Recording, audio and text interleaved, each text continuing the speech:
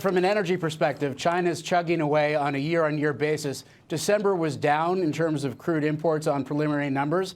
As far as the IEA comments go, by the time an international statistical agency like the IEA starts talking about drowning, bodies have been washing up on the shore for weeks. The big question in the market right now is an Iran question, and it's got a lot more to do with whether or not the numbers exceed expectations rather than whether Iran comes back. As far as China's demand for oil being weak, I think that's priced in already. Kevin, what are you assuming about Iran? They're saying 500,000 barrels right away, plus all that stuff that's sitting in storage that God knows how much there is.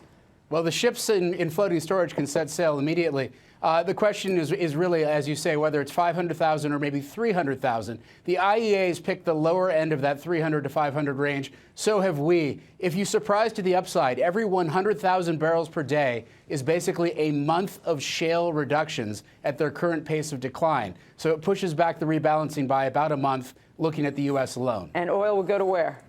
Well, we're in the 20s now. We can go into the low 20s, but when you get down into the low 20s, you're below the variable cost of production at the wellhead for a lot of the higher cost resources. Stripper wells in the U.S., Canadian oil sands, that gets you shut-ins, so you don't stay there long. Jim, what does the China number mean for the Fed?